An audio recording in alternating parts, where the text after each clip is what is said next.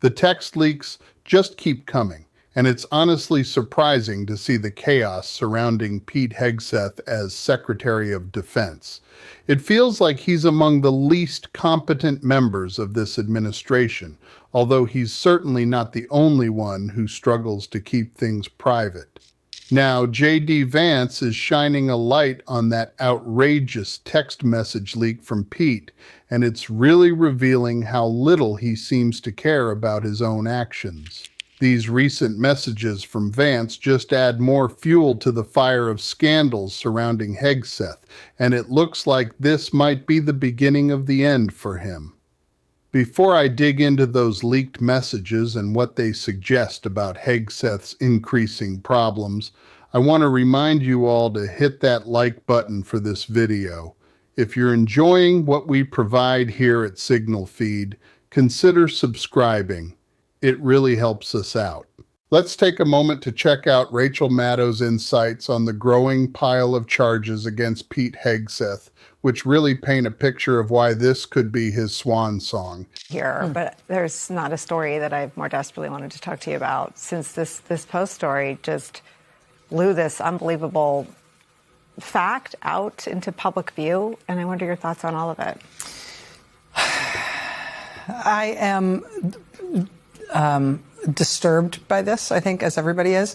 I was taking a step back from this, Nicole. I don't understand why we're going to war with Venezuela. And I'm not sure the administration has even bothered to try to come up with anything even internally coherent in terms of explaining why Trump has proclaimed that we are at war with Venezuela. My sense is that they wanted to use the Alien Enemies Act to illegally deport people, arrest and deport people from this country that actually weren't subject to deportation. They decided the Alien Enemies Act was a way to do that. They then realized the Alien Enemies Act required a war, so then they declared a war. Then they needed a reason for the war, so then they reverse engineered some sort of reason for the war. Ostensibly right now, the reason for the war is to stop drug trafficking into the United States.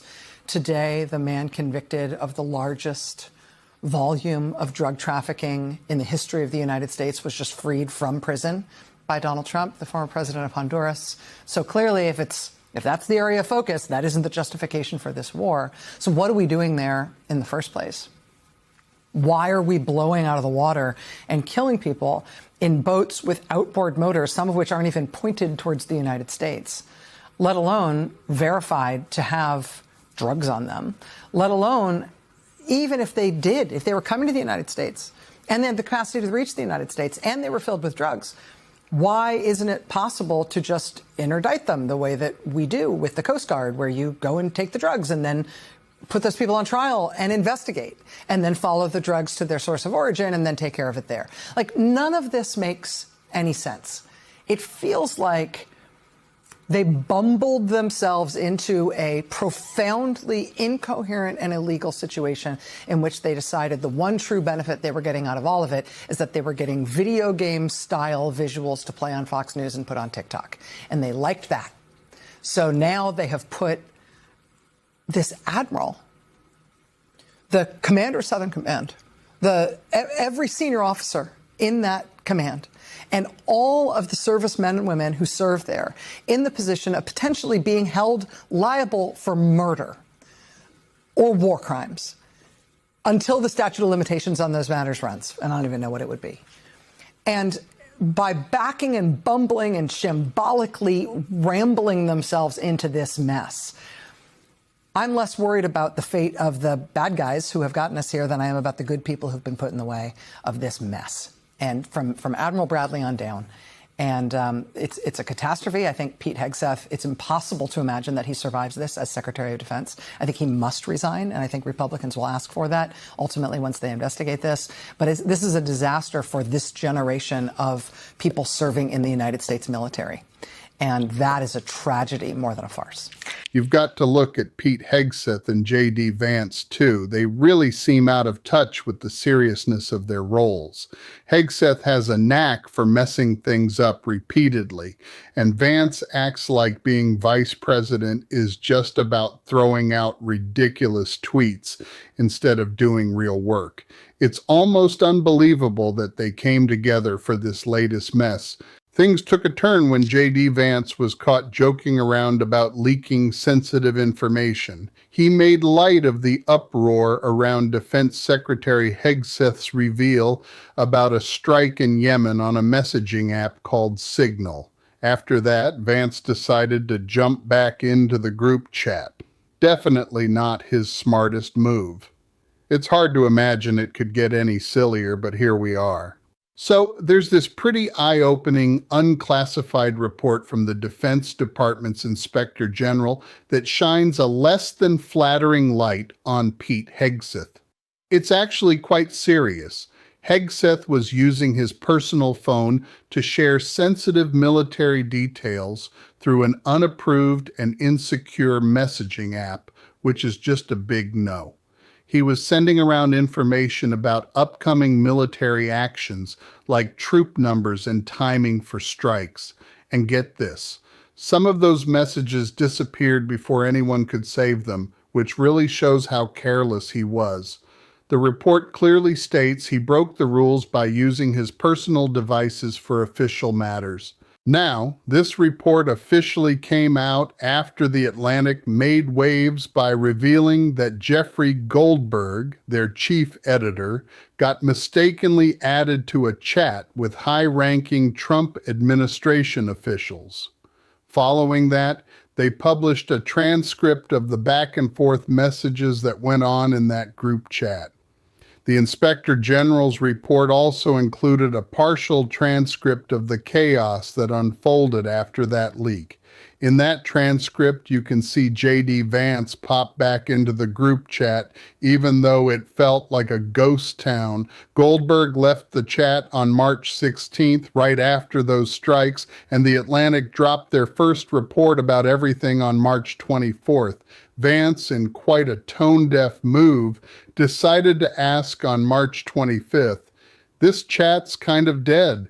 Anything going on?" Given the serious nature of the situation, like whether top officials were sharing classified info on an unauthorized app, this comment felt pretty careless. The responses to Vance's message? Well, there weren't any at all. Not one person took him seriously. After that, things got amusing. Someone switched their profile to MR, and Treasury Secretary Scott Bessem made his disappearing message time 8 hours. CIA Director John Ratcliffe even went as far as simplifying his name to just John. Oh, and the IG report pointed out that the partial transcript they provided on March 27th didn't include a significant chunk of Hegseth's chats. So after all of this drama unfolded, it's hard not to roll your eyes when J.D. Vance thought cracking a joke about the situation would be a good idea. It's quite something to wrap your head around the fact that Hegseth put our service members at risk, and he actually said it out loud. Meanwhile, the folks in the Trump administration were in full panic mode, trying to dodge accountability by changing their names in the chat, as if that could magically erase their involvement. It's like they've mistaken professional stupidity for cleverness. And here's a good laugh for you. Nobody even bothered responding to J.D. Vance. It really shows how little respect he gets from his peers. He's just hanging out there as the loser of the group. While it's obviously serious given the implications for our service member safety, it does reveal a shocking lack of concern on their part. They're treating this entire scandal as if it's just a joke, but the truth is out there and it can't be swept under the rug.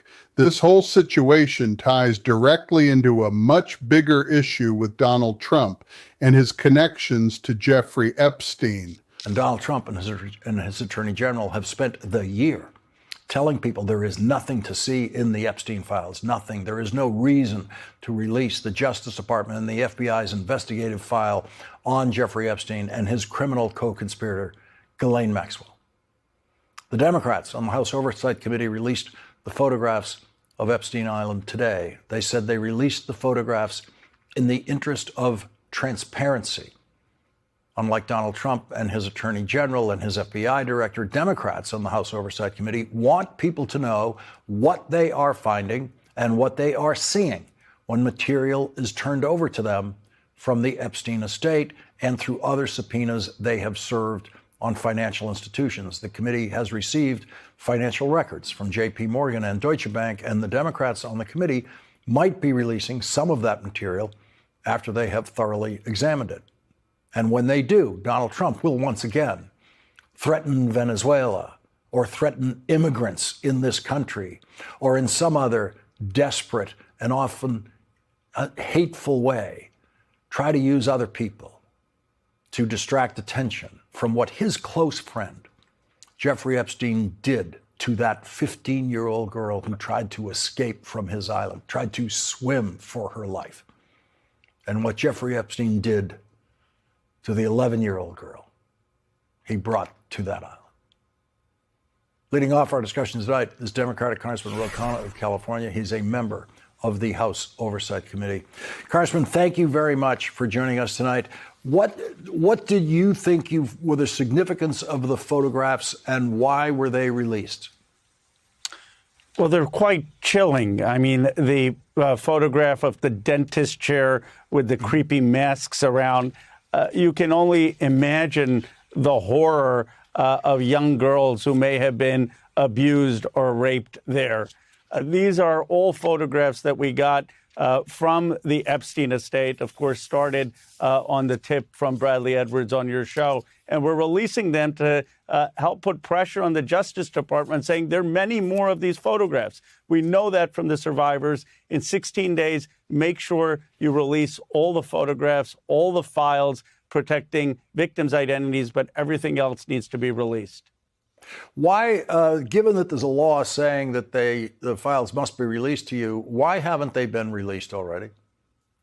Well, technically they have until 16 days, but Attorney General Pam Bondi has refused to meet with Thomas Massie, myself, Senator Merkley, and Senator Murkowski. We've requested a meeting to understand what their process is for releasing things. This is highly unusual that they would not meet with the authors of the bill in the House and the co-sponsors in the Senate to discuss release. Now, they will face criminal penalties, the career Justice Department officials involved, if they are not complying with the law. But as you know, Lawrence, this administration doesn't comply with the law, so it's going to require continued vigilance to make sure that they actually release these files. We need to keep pushing for accountability here, and I promise you, we're going to keep talking about this every single day. If you're with us on this mission, you can show your support by hitting that subscribe button or giving this video a thumbs up. And if you're still hanging out with me until the end, go ahead and drop a blue heart in the comments. Let's keep pushing back and make sure our voices aren't silenced. Until next time, take care.